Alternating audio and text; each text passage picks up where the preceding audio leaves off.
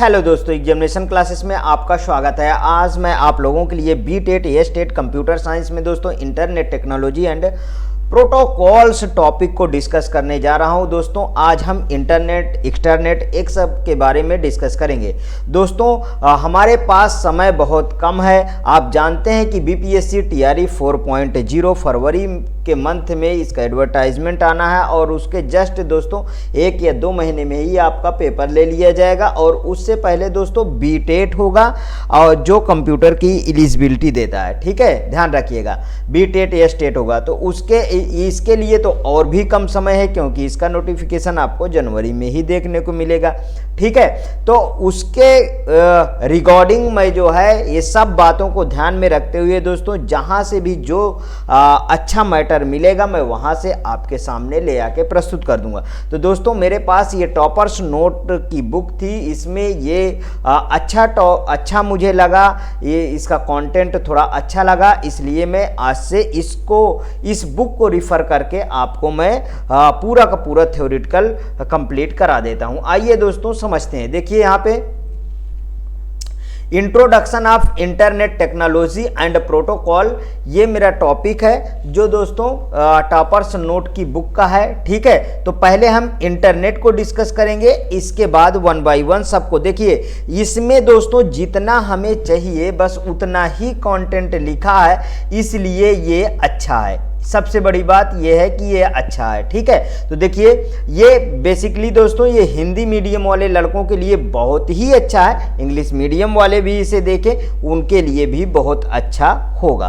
आगे देखिए, इंटरनेट एक कंप्यूटरों का नेटवर्क है। ये तो आप जानते हैं, इंटरनेट एक कंप्यूटरों का नेटवर्क है जो विश्व भर में कई विभिन्न प्रकार के कंप्यूटर को जोड़ता है। मीन्स दोस्तों एक कंप्यूटर से अधिक कंप्यूटरों को आपस में जोड़ना और एक दूसरे से कम्युनिकेशन करना ही इंटरनेट है। ये आप बहुत पहले इस तरीके के डिफिनीशन पढ़ चुके होंगे। वही दोस्तों इसमें भी लिखा है। ठीक है, यह देखिए यह उन नेटवर्कों का नेटवर्क है जिनमें कंप्यूटर की एड्रेसिंग की एक सामान्य प्रणाली मींस जनरल प्रोसेस होती है और नेटवर्क में दो कंप्यूटर्स के बीच कम्युनिकेशन की प्रोटोकॉल की एक सामान्य सेट होता है। मींस दो कंप्यूटरों में जो एक दूसरे में कम्युनिकेशन होता है तो वो किसके थ्रू होता है? अगर साधारण में भाषा कहो तो साधारण भाषा में कहो तो दोस्तों वो प्रोटोकॉल के थ्रू होता है। अब प्रोटोकॉल दोस्तों यहां पे क्या है थोड़ा सा डिस्कस कर लेंगे प्रोटोकॉल के बारे में।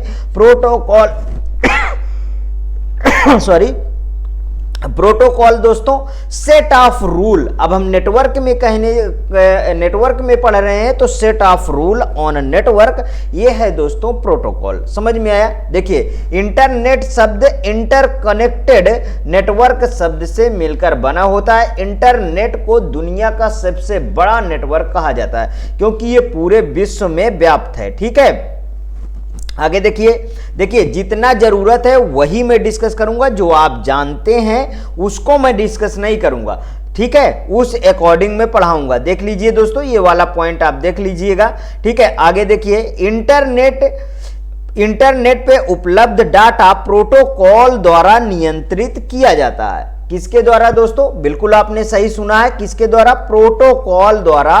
प्रोटोकॉल द्वारा नियंत्रित किया जाता है। ठीक है, आगे देखिए TCP/IP द्वारा एक फाइल को कई छोटे भागों में फाइल सर्वर द्वारा बांटा जाता है जिन्हें आप पैकेट्स कहते हैं। जिन्हें क्या कहते हैं दोस्तों? जिन्हें आप पैकेट्स कहते हैं। ये ध्यान रखिएगा, मैं इंग्लिश में आपके शब्द लिखता रहूंगा। ठीक है, इंटरनेट पे सभी कंप्यूटर आपस में इसी प्रोटोकॉल का प्रयोग करके कम्युनिकेट करते हैं। वो कौन सा प्रोटोकॉल है दोस्तों? वो है TCP/IP। अब ये क्या होते हैं दोस्तों? ये बिल्कुल आप जानते हैं कि ट्रांसमिशन कंट्रोल प्रोटोकॉल होता है और इंटरनेट प्रोटोकॉल होता है। ठीक है, अब ये सब छोटी छोटी चीजें आप जान रहे हैं इसलिए इसके डिटेल में नहीं जाऊंगा। आगे देखिए थोड़ा हिस्ट्री से कभी कभी एक क्वेश्चन बन जाता है तो उसको देखिए इंटरनेट का प्रारंभ 1960 के दशक में हुआ था। ठीक है, ये भी आपको मेमोराइज होना चाहिए कि 1960 के दशक में हुआ था।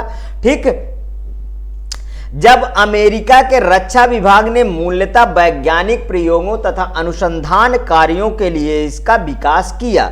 1969 ईस्वी में अमेरिकी रक्षा विभाग ने अपने साथ कैलिफोर्निया विश्वविद्यालय तथा स्टैनफोर्ड अनुसंधान संस्थान को नेटवर्क द्वारा जोड़कर इंटरनेट की शुरुआत की थी। ये वाला पॉइंट दोस्तों बहुत ही इंपॉर्टेंट है, यहां से क्वेश्चन पूछा गया, जिसे क्या बोला गया दोस्तों, ARPANET बोला गया। ARPANET का फुल फॉर्म क्या है दोस्तों, advance research project agency network होता है ARPANET। यहां पे मैं लिख देता हूं, आप नोट कर लीजिएगा, ठीक है। Advanced research project agency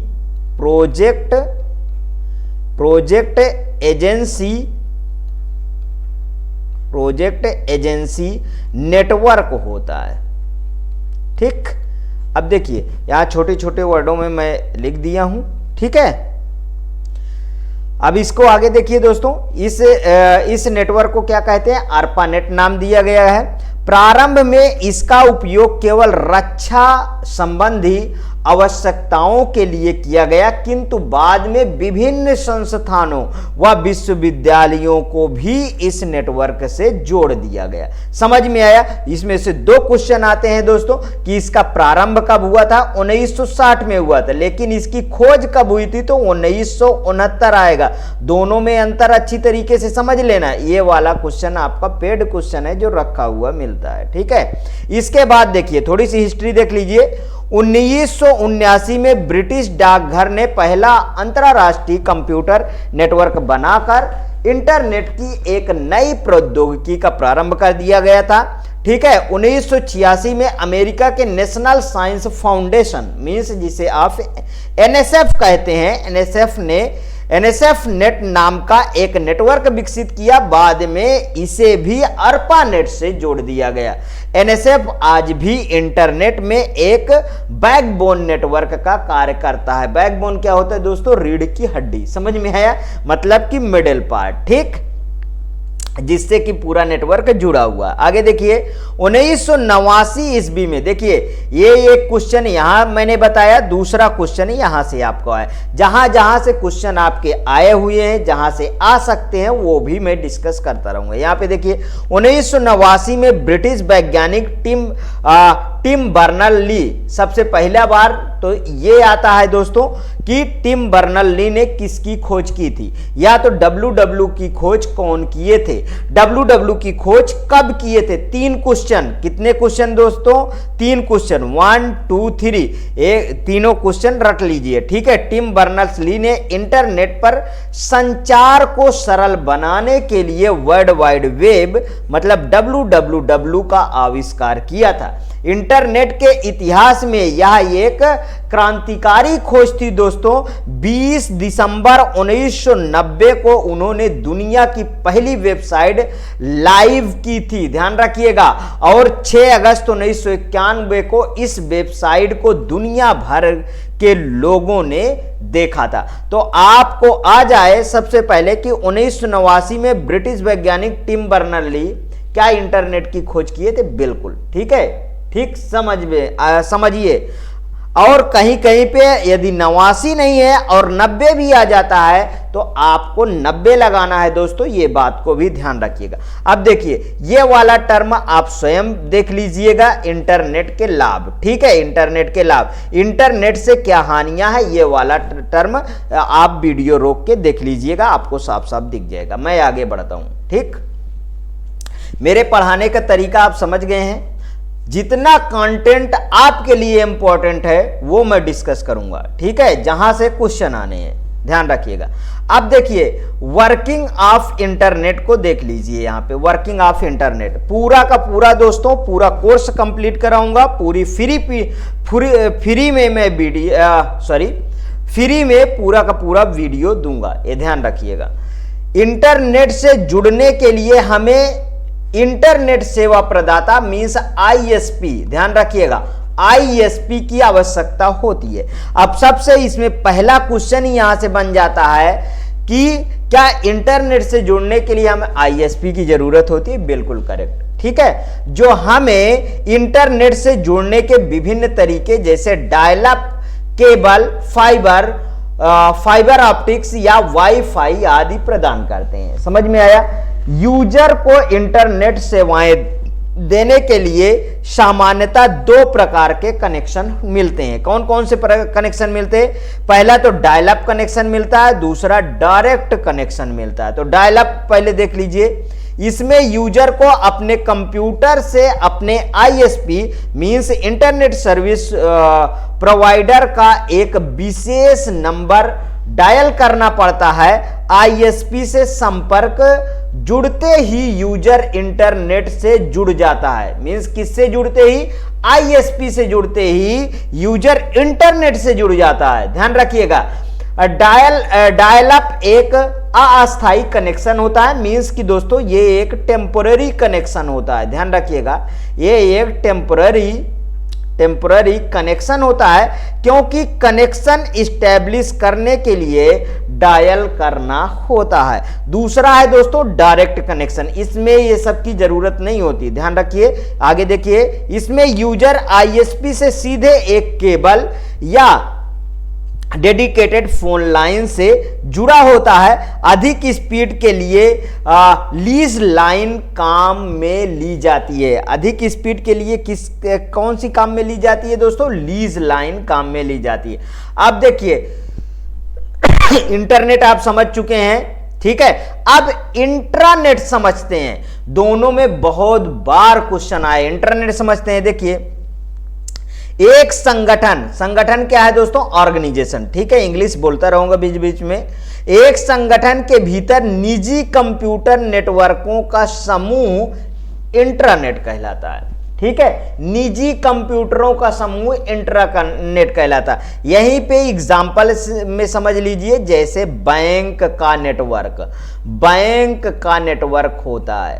bank का नेटवर्क वो क्या है? इंट्रानेट पे काम करता है। ध्यान रखिएगा, इंट्रानेट डाटा साझा करने की क्षमता तथा संगठन के कर्मचारियों को समग्र ज्ञान को बेहतर बनाने के लिए नेटवर्क प्रौद्योगिकियों मींस नेटवर्क टेक्नोलॉजीज के प्रयोग द्वारा व्यक्तियों के समूह के बीच संचार की सुविधा को आसान करता है। अच्छा, इंटरनेट और इंट्रानेट में अंतर क्या है उसे समझिए। देखिए, एक साथ कंप्यूटर को विभिन्न नेटवर्क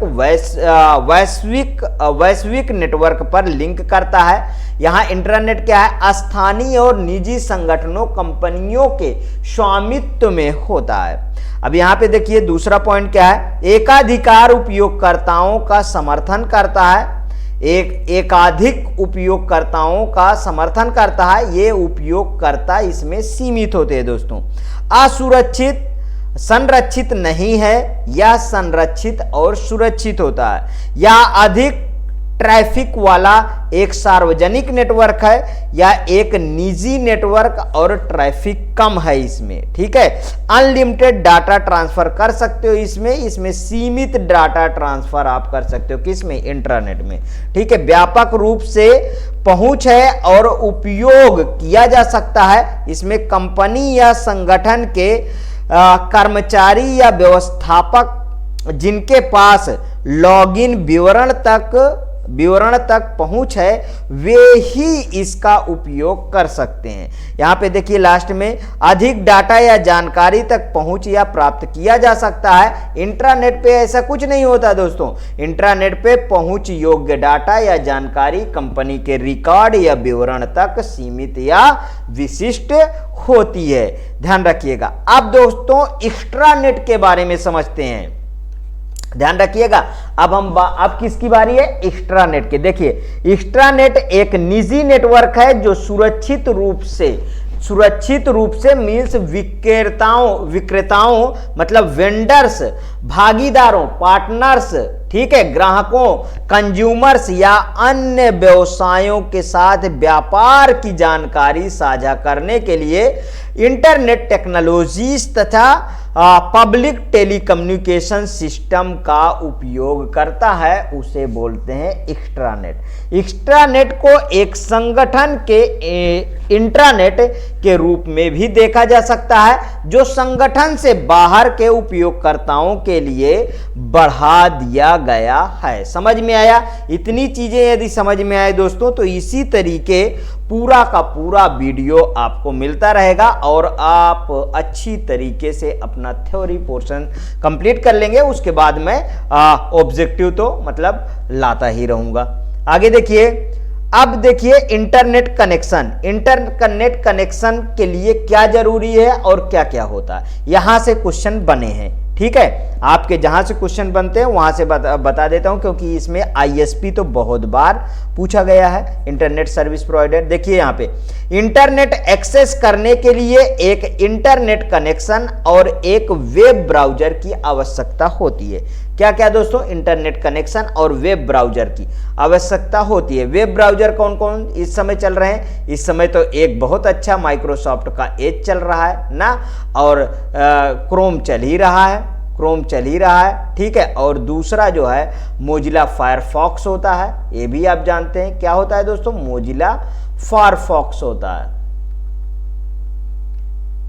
ठीक है, आगे देखिए, इंटरनेट कनेक्शन पाने के लिए आपको एक आईएसपी और एक मॉडेम की आवश्यकता होती है। ठीक है, दूसरा पॉइंट देखिए, पहला डिस्कस हुआ, दूसरा बैंडविड्थ व कीमत, इन दो घटकों के आधार पर ही कौन से इंटरनेट कनेक्शन का उपयोग में लाना है या सर्वप्रथम निश्चित करना है, वो इंटरनेट की बैंडविड्थ पर निर्भर करती है। नेक्स्ट पॉइंट, दुनिया की पहली आईएसपी कंपनी सन 1984 द वर्ल्ड संयुक्त राज्य अमेरिका में स्थापित की गई थी। वहीं भारत में इंटरनेट की शुरुआत 15 अगस्त 1995, ये वाला पॉइंट याद कर लीजिए, 1995। ठीक है, 15 अगस्त 1995, ये पॉइंट आप नहीं भूलिएगा, ये रिक्वेस्ट करता हूं। ठीक है, मैं विदेश संचार निगम limited means BSNL,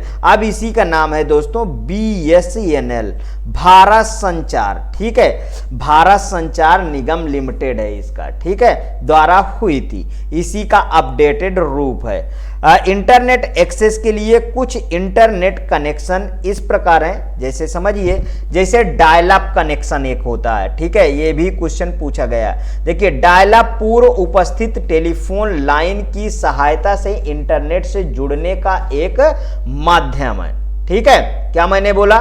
dial up पूर्व उपस्थित टेलीफोन लाइन की सहायता से इंटरनेट पे आप जुड़ सकते हैं। जब भी उपयोगकर्ता डायल अप कनेक्शन को चलाता है तो पहले मॉडेम, इंटरनेट सर्विस प्रोवाइडर, जिसे आईएसपी अभी बोला, आईएसपी से कनेक्शन स्थापित करते हैं, जिसमें सामान्य रूप से 10 सेकंड्स लगते हैं। हाँ, कह सकते हैं आपकी 10 सेकंड लगते हैं। उदाहरण के लिए कुछ प्रसिद्ध आईएसपी के नाम है, जैसे एयरटेल, ठीक है, एयरटेल, बीएसएनएल, एमटीएनएल, और इस समय तो जियो बूम पे ही चल रहा है। अगर सबसे बड़ा इस समय जो नेटवर्क फैलाया है वो कौन है दोस्तों? जियो। ये आपके जी के पोर्शन में आ सकता है, ध्यान रखिएगा। सबसे बड़ी इस समय टेलीकम्युनिकेशन की जो कंपनी है दोस्तों, जो नेटवर्क आपको प्रोवाइड कर रही है, वो है जियो। आगे देखिए, ब्रॉडबैंड कनेक्शन जो केबल के थ्रू चलता है। ऐसे आप समझिए दोस्तों, जो केबल के थ्रू चलता है, इस तरीके समझेंगे सब याद हो जाएगा। देखिए, ब्रॉडबैंड का इस्तेमाल हाई स्पीड इंटरनेट एक्सेस के लिए सामान्य रूप से होता है या इंटरनेट से जुड़ने के लिए टेलीफोन लाइनों को प्रयोग करता है। ठीक है, ब्रॉडबैंड उपयोगकर्ता को डायल अप कनेक्शन से तीव्र गति से इंटरनेट से जुड़ने की सुविधा प्रदान करता है। ब्रॉडबैंड में विभिन्न प्रकार के हाई स्पीड संचरण तकनीकें भी सम्मिलित हैं, जो इस प्रकार है। देखिए, डीएसएल, ये सब वर्ड इनको याद करना है जहां से क्वेश्चन आते हैं। डीएसएल, डिजिटल सब्सक्राइबर लाइन, यह क्या है इसे समझो। यह एक लोकप्रिय ब्रॉडबैंड कनेक्शन है जिसमें इंटरनेट एक्सेस डिजिटल डाटा को लोकल टेलीफोन नेटवर्क के तारों मींस वायर जो तांबे के होते हैं द्वारा संचारित किया जाता है। ठीक है, यह डायल सेवा की तरह किंतु उससे अधिक तेज गति से कार्य करता है। इसकी डाउनलोड गति 5 से 35 एमबीपीएस और अपलोड गति 1 से 10 एमबीपीएस की है दोस्तों। ठीक है, आगे देखिए, इसके लिए डीएसएल मॉडेम की आवश्यकता होती है जिससे टेलीफोन लाइन तथा कंप्यूटर को जोड़ा जाता है। आगे अब केबल मॉडेम देखिए, केबल मॉडेम तो आप जानते ही हैं। ठीक है, इसके अंतर्गत केवल ऑपरेटर्स मतलब कोएक्सियल केबल के माध्यम से इंटरनेट इत्यादि की सुविधाएं प्रदान करता है। केबल को डाउनलोड स्पीड 10 से 500 एमबीपीएस और अपलोड स्पीड 5 से 10 एमबीपीएस है। दोस्तों सबसे अच्छा कौन है? Fibre optics. ठीक है, फाइबर ऑप्टिक्स तकनीक वैद्युतीय संकेतों के रूप में उपस्थित डाटा को प्रकाशीय रूप में बदलकर उस प्रकाश को पारदर्शी ग्लास फाइबर जिसका व्यास मनुष्य के बाल के लगभग बराबर होता है के जरिए प्राप्तकर्ता तक भेजता है। मतलब ये किस पे काम करता है? पूर्ण आंतरिक परावर्तन, ध्यान रखिएगा, टोटल रिफ्लेक्शन पे काम करता है। टोटल रिफ्लेक्शन से ये क्या करता है दोस्तों? ये काम करता है। अब देखिए, इसमें दो तरीके के क्वेश्चन आते हैं। इसमें समझिए, पहली बात तो इसकी स्पीड बहुत अच्छी होती है। ठीक है, और ये बहुत ज्यादा इस समय यूज भी हो रहा है। और चीजें क्या है दोस्तों इसकी खासियत? इसमें ग्लास या तो प्लास्टिक से बना हुआ ये मिलता है जिसमें ग्लास यूज किया जाता है और उससे जो है टोटल रिफ्लेक्शन पे, पूर्ण आंतरिक परावर्तन पे एक काम करता है और अच्छी तरीके से आपको हाई स्पीड में डाटा ट्रांसफर करने की अनुमति प्रदान करता है, मीन्स जो है भेजता है। समझ में आया? अब और एक देखिए, ब्रॉडबैंड ओवर पावर लाइन। मतलब ब्रॉडबैंड ओवर पावर लाइन में क्या होता है? निम्न तथा मध्यम वोल्टेज के इलेक्ट्रिक पावर डिस्ट्रीब्यूशन नेटवर्क पर ब्रॉडबैंड कनेक्शन की सर्विस को ब्रॉडबैंड ओवर पावर लाइन